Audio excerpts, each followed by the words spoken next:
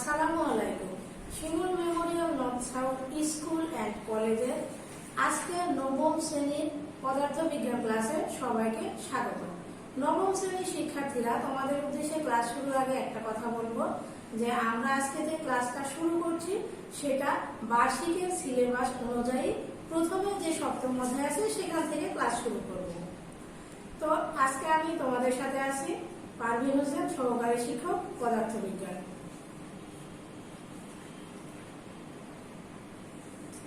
শিক্ষার্থীরা, তোমরা স্লাইডের চিত্রটা একটু লক্ষ্য করবে। চিত্রটা দেখে কি বোঝা যাচ্ছে? হ্যাঁ, এটা পানির ঢেউ। এখন তোমরা বলো তো, ঢেউয়ের অপর নাম কি? ঠিক বলেছো সবাই, ঢেউয়ের অপর নাম হলো তরঙ্গ। আমাদের আজকের আলোচনার যে বিষয় সেটা হলো তরঙ্গ। আজকে আমরা যে আলোচ্য বিষয়গুলো জানবো তার আগে জেনে নিই এই আলোচ্য বিষয় থেকে আমরা কি কি শিখন ফল অর্জন করব। প্রথমে যেটা আমরা বুঝতে পারবো, তরঙ্গ কি তা বুঝতে পারবে, তরঙ্গের বৈশিষ্ট্য সমূহ ব্যাখ্যা করতে পারবে এবং অনুপ্রস্থ অনুদৈর্ঘ্য তরঙ্গ সম্বন্ধে জানতে পারবে। এবার আমরা জানাই আজকের আলোচ্য বিষয়ের মধ্যে কি কি আছে। আলোচ্য বিষয় প্রথমে আছে তরঙ্গ, তরঙ্গের বৈশিষ্ট্য, অনুদৈর্ঘ্য অনুপ্রস্থ তরঙ্গ। এরপরে আমরা তরঙ্গ সংশ্লিষ্ট কয়েকটি সংজ্ঞা এবং তরঙ্গের একটি তরঙ্গের সাথে আরেকটি তরঙ্গের তরঙ্গ দৈর্ঘ্য যে সম্পর্ক সেই সম্পর্কটা জানব।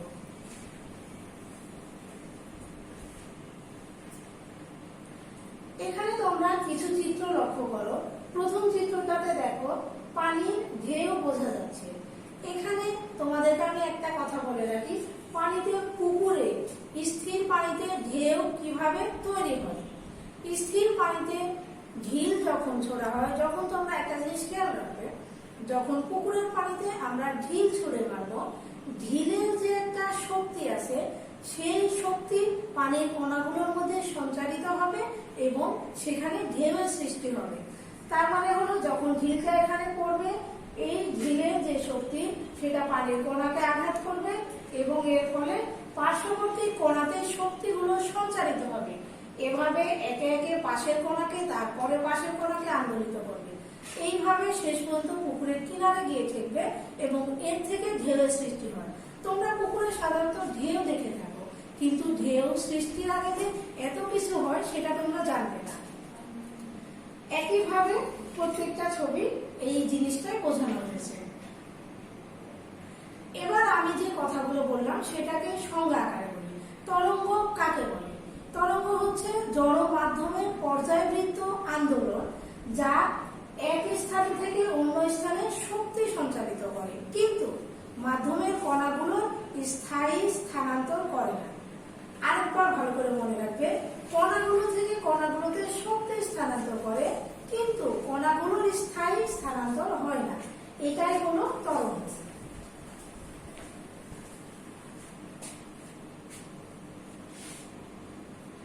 এবার আমরা যে চিত্রগুলো দেখব সেগুলোকে ভালো করে লক্ষ্য করবে, তরঙ্গ কিভাবে সঞ্চারিত হচ্ছে।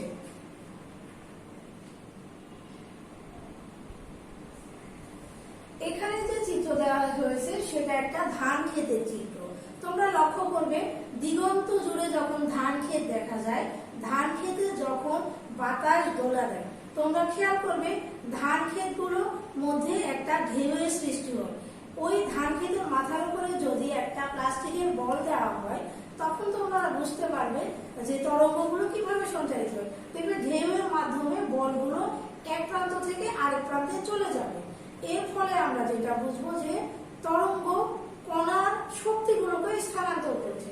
এই চিত্রটা তোমরা একটু ভালোভাবে লক্ষ্য করো। এই যে এটার উপরে প্রথমে ধান ক্ষেত ছিল, ধান ক্ষেতের কণাগুলো কিভাবে সঞ্চারিত হচ্ছে দেখো, এখানে ঢেউয়ের সৃষ্টি হচ্ছে। শুরুতে এখানে যদি আমরা বল ছেড়ে দিই একটা, তাহলে খেয়াল করবে বলটা এই দিক দিয়ে এই পর্যায়ে চলে যাবে। ঠিক এইভাবে একটা কণা থেকে আরেকটা কণায় শক্তি স্থানান্তরিত হচ্ছে।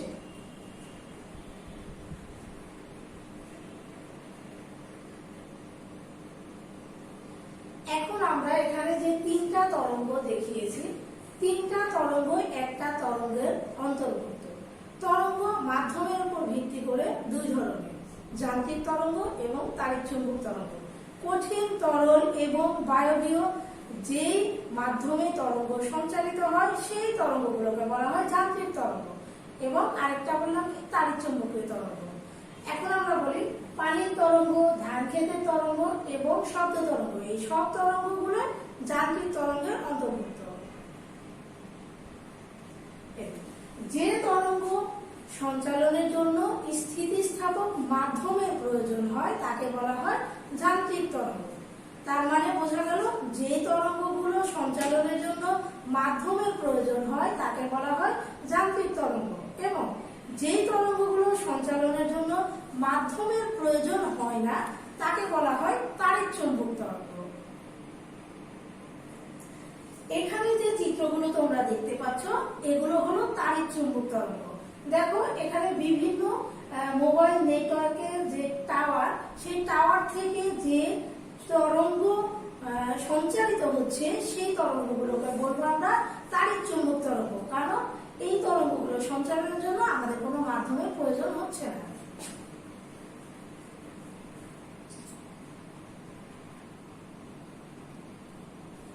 এবার আমরা জানবো তরঙ্গের কিছু বৈশিষ্ট্য আছে। তরঙ্গের সেই বৈশিষ্ট্যগুলো কি কি? তরঙ্গের বৈশিষ্ট্যগুলোর মধ্যে প্রথম বৈশিষ্ট্য হলো যে তরঙ্গের মাধ্যমের কণাগুলো স্পন্দন গতির ফল, মানে তরঙ্গ যে স্পন্দন গতির মাধ্যমে সঞ্চালিত হচ্ছে সেটারই ফল হলো তরঙ্গ। এরপরে কণাগুলোর স্থায়ীভাবে স্থানান্তর হয় না। আমি সংজ্ঞার মধ্যে আগেই বলেছি যে তরঙ্গ শুধুমাত্র শক্তি সঞ্চালন করছে, কিন্তু কণাগুলোর স্থায়ী স্থানান্তর করে না। এরপরে দেখো যান্ত্রিক তরঙ্গ সঞ্চালনের জন্য মাধ্যম প্রয়োজন। তারপরে তরঙ্গ এক স্থান থেকে অন্য স্থানে শক্তি সঞ্চালন করে। এরপরে হলো তরঙ্গের বেগ মাধ্যমের প্রকৃতির উপর নির্ভর করে। এই লাইনটার মানে আমি একটু বুঝাই দিই।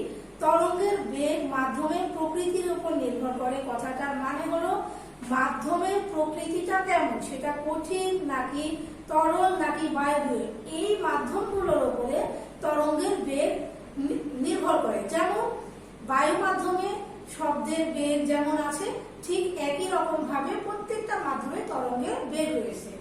এরপরে তরঙ্গের প্রতিফলন, প্রতিসরণ এবং উপরিপাতন ঘটে।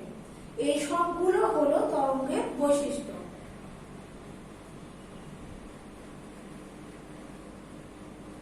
এবার আমরা জানবো তরঙ্গের প্রকারভেদ। তরঙ্গ মূলত দুই প্রকার, অনুপ্রস্থ আর অনুদৈর্ঘ্য তরঙ্গ। এখন অনুপ্রস্থ আর অনুদৈর্ঘ্য তরঙ্গ কাকে বলে সেটা আমরা জেনে নেব। অনুপ্রস্থ তরঙ্গ, একটু তোমরা স্লাইডটা ভালো করে লক্ষ্য করবে। তরঙ্গ এই রকম ভাবে সঞ্চালিত হচ্ছে। যে তরঙ্গের প্রবাহের দিক উপর থেকে নিচ, অর্থাৎ যে তরঙ্গ লম্বভাবে অগ্রসর হয় তাকে বলা হয় অনুপ্রস্থ তরঙ্গ। এখানে দেখো আমি লম্বভাবে বলতে 90 ডিগ্রি কোণকে বোঝানো হয়েছে। যে তরঙ্গ লম্বভাবে অগ্রসর হবে সামনের দিকে সেই তরঙ্গকে বলা হচ্ছে অনুপ্রস্থ তরঙ্গ। এবার আমরা আসি অনুদৈর্ঘ্য তরঙ্গ। অনুদৈর্ঘ্য তরঙ্গটা হলো মাধ্যমের দিকের সাথে সমান্তরালভাবে অগ্রসর হবে। এখানে দেখো অনুদৈর্ঘ্য তরঙ্গ যখন প্রবাহিত হচ্ছে এই তরঙ্গের মধ্যে একটা সংকোচন এবং একটা প্রসারণ, এই সংকোচন প্রসারণের মাধ্যম দিয়ে অনুদৈর্ঘ্য তরঙ্গ সামনের দিকে অগ্রসর হয়। এই জন্য এই তরঙ্গের সংজ্ঞাতে আমরা বলতে পারবো যে তরঙ্গ সমান্তরালভাবে অগ্রসর হয় তাকে বলা হয় অনুদৈর্ঘ্য তরঙ্গ। এবার আমরা আসি অনুদৈর্ঘ্য এবং অনুপ্রস্থ তরঙ্গের কিছু বৈশিষ্ট্য। আমরা প্রথমে জেনে নিয়েছি তরঙ্গের কিছু বৈশিষ্ট্য। যে তরঙ্গের বৈশিষ্ট্যগুলো আছে সেই বৈশিষ্ট্যগুলো অনুদৈর্ঘ্য এবং অনুপ্রস্থ তরঙ্গের বৈশিষ্ট্যের মধ্যে পড়ে। এবার আমরা জেনে নিই অনুপ্রস্থ তরঙ্গের বৈশিষ্ট্যগুলি। অনুপ্রস্থ তরঙ্গের বৈশিষ্ট্যের মধ্যে প্রথমে তোমরা সংজ্ঞাটা বলতে পারবে, যেমন এটা কম্পনের দিকের সাথে সমকোণে বা লম্বভাবে অগ্রসর হয়। দ্বিতীয়টা হলো মাধ্যমের তরঙ্গ চূড়া ও তরঙ্গ খাঁজ। তরঙ্গ চূড়া আর তরঙ্গ খাঁজ হলো তরঙ্গ সঞ্চালনের সময় সর্বোচ্চ উপরের দিকে এবং নিচের দিকে যে দূরত্বগুলো অতিক্রম করে সেটাকে আমরা বলছি তরঙ্গ চূড়া এবং তরঙ্গ খাঁজ। এরপরে হলো তরঙ্গ চূড়া ও তরঙ্গ খাঁজ নিয়ে একটি তরঙ্গ দৈর্ঘ্য গঠিত হয়। এবার আমরা অনুদৈর্ঘ্য তরঙ্গের বৈশিষ্ট্যগুলো দেখব।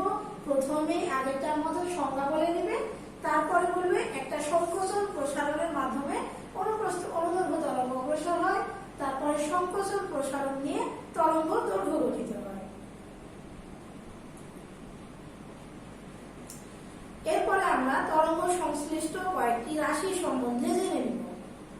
তরঙ্গ সংশ্লিষ্ট যে রাশিগুলো রয়েছে তার মধ্যে রয়েছে পূর্ণ স্পন্দন, পর্যায়কাল, কম্পাঙ্ক, বিস্তার, দশা, তরঙ্গ দৈর্ঘ্য এবং তরঙ্গ বেগ। এখানে একটা জিনিস দেখবে তোমরা, পর্যায়কালের একক হলো সেকেন্ড, কম্পাঙ্কের একক হলো হার্জ, বিস্তার দশার একক নাই, তরঙ্গ দৈর্ঘ্যের একক মিটার এবং তরঙ্গ বেগের একক মিটার পার সেকেন্ড। এবার এসো এই তরঙ্গগুলোর সংজ্ঞা আমরা জেনে নিই। এখানে চিত্রে একটা জিনিস আমি বোঝানোর চেষ্টা করেছি সংজ্ঞাতে যাওয়ার আগে। দেখো, একটা তরঙ্গ যখন এখান থেকে শুরু হয়েছে, একটা পূর্ণ তরঙ্গ যখন কমপ্লিট হবে সেই তরঙ্গটাকে মোট দৈর্ঘ্যটাকে আমরা বলবো তরঙ্গ দৈর্ঘ্য। আর একটা তরঙ্গ দুই পাশে সাম্যাবস্থানের দুই পাশে দেখো সমান দূরত্ব বজায় রেখে চলছে, যে কোনো একদিকে সর্বোচ্চ যে দূরত্বটা অতিক্রম করে সেটাকে বলা হয় বিস্তার। এরপরে আমরা সংজ্ঞায় চলে যাব।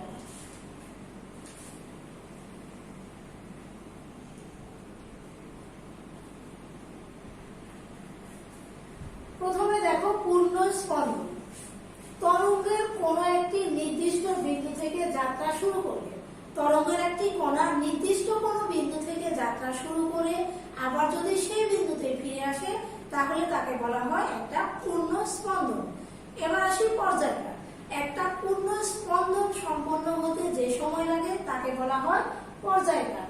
এরপরে কম্পাঙ্ক। প্রতি সেকেন্ডে কোনো কণা যতগুলো পূর্ণ কম্পন সম্পন্ন করে, পূর্ণ তরঙ্গের সৃষ্টি করে তাকে বলা হয় কম্পাঙ্ক।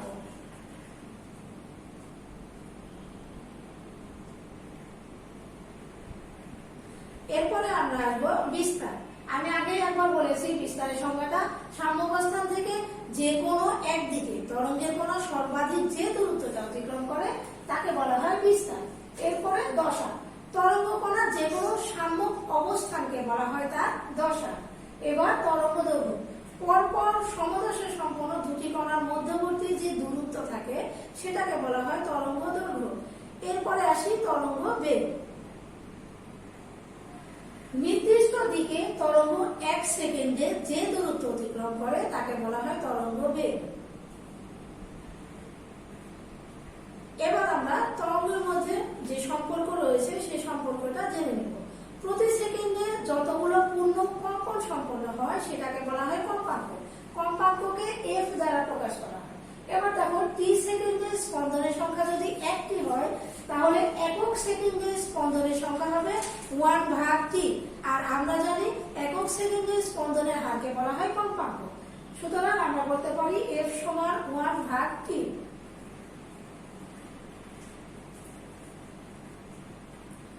এরপরে দেখো, গতিশীল কণার গতিশীল কোন কণার গতি নির্দিষ্ট সময় পর পর নির্দিষ্ট বিন্দুকে অতিক্রম করে, এটা হলো পর্যায়বৃত্ত গতি। একটি পূর্ণ কম্পনের সময় তরঙ্গের এই অতিক্রান্ত দূরত্বটাকে আমরা ল্যামডা দ্বারা প্রকাশ করি। তার মানে অতিক্রান্ত দূরত্ব যদি ল্যামডা হয় তাহলে এফটি কম্পনের সময়ে যে দূরত্ব অতিক্রম করবে তাকে বলা হয় এফ ল্যামডা। এখানে তোমাদের আরেকটা জিনিস জেনে রাখা ভালো যে এই এফটি পূর্ণ কম্পনের সময় তরঙ্গের যে অতিক্রান্ত দূরত্ব সেটাকে বলা হয় তরঙ্গ বেগ। তার মানে আমরা বলতে পারি তরঙ্গ বেগ ভি সমান এফ ল্যামডা। ভি সমান এফ ল্যামডা। এতক্ষণ আমরা যে বিষয়গুলো নিয়ে আলোচনা করলাম, আজকের আলোচনাটা একটু ছোট ছিল যেহেতু তোমাদের এটা প্রথম ক্লাস। এই অধ্যায়টা অনেক সহজ, তোমরা পড়লে বুঝতে পারবে এই অধ্যায়টা অনেকটা সহজ। এবং আমাদের আজকের ক্লাসের যে আলোচনা ছিল তার মধ্যে থেকে মূল্যায়নের কিছু কোশ্চেন দিয়েছি। দেখো তো তোমরা কোশ্চেনগুলো একা একা সলভ করতে পারো কিনা। প্রথমে দেখো, পানির ঢেউ কোন ধরনের তরঙ্গ? এখন বলো তো পানির ঢেউ কোন ধরনের তরঙ্গ? তোমরা কিন্তু এর উত্তরে বলবে না যে পানির ঢেউ যান্ত্রিক তরঙ্গ, না, তোমরা অনুপ্রস্থ নাকি অনুদৈর্ঘ্য তরঙ্গ সেই উত্তরটা নেবে। তরঙ্গের দুটা বৈশিষ্ট্য নিশ্চয়ই তোমরা বলতে পারবে। এরপরে অনুদৈর্ঘ্য তরঙ্গ কাকে বলে, যান্ত্রিক তরঙ্গ কাকে বলে, এবং মোবাইল ফোনে সৃষ্ট তরঙ্গ কোন ধরনের তরঙ্গ সেটা তোমরা উত্তরটা বলতে পারবে। আজকের আলোচনা যে অংশটুকু ছিল সেইটুকু তোমরা বাসায় প্র্যাকটিস করবে এবং এটার উপরে আগামী ক্লাসটা হবে টপ ক্লাসে। তোমরা সবাই ভালোভাবে বাসায় প্র্যাকটিস করবে এবং টপ ক্লাসটা সুন্দরভাবে কমপ্লিট করবে।